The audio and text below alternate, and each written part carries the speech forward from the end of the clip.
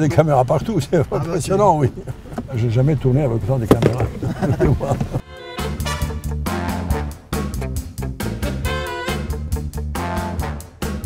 C'est la première fois que je suis venu à Cannes avec mon premier film qui n'était pas un festival, mais qui était présenté au marché du film, comme on dit, pour être vendu. Il y avait Simone Signoret qui a dit à la presse et puis aux acheteurs, il a dit écoutez, on n'a pas fait Potemkin, on a fait un film, un polar, comme ça. Et on était très heureux de le faire. Voilà, c'était une très belle définition.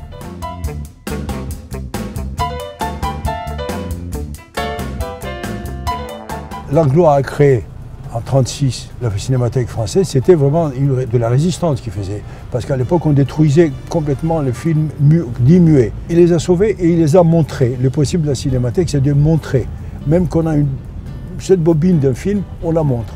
Mais il y a un autre type de résistance. Montrer des films sur le grand écran, qui est essentiel, parce qu'aujourd'hui, on peut les voir n'importe où et n'importe comment. Et aussi sauvegarder, d'abord, les restaurer et les montrer. Comme on arrive aujourd'hui, d'ailleurs, les films russes, par exemple, ou les films, d'autres films sont interdits dans leur pays.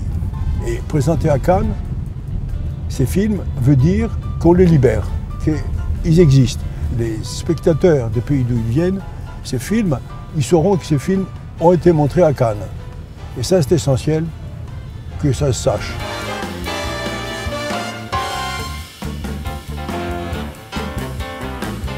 C'est une grande fierté. Romain a décidé de faire du cinéma comme mes autres enfants. Moi, je voulais qu'ils fassent, vous savez, des immigrés. Je voulais qu'ils aient des vrais métiers. Docteur, ingénieur, enfin, tout ce que vous voulez. Mais non, ils ont choisi le cinéma. Et Romain est à Cannes aujourd'hui, c'est une grande émotion, c'est vrai.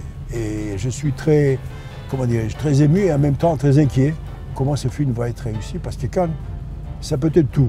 Ça peut être le plus et le moins bon, et le pire, je dirais même. On verra.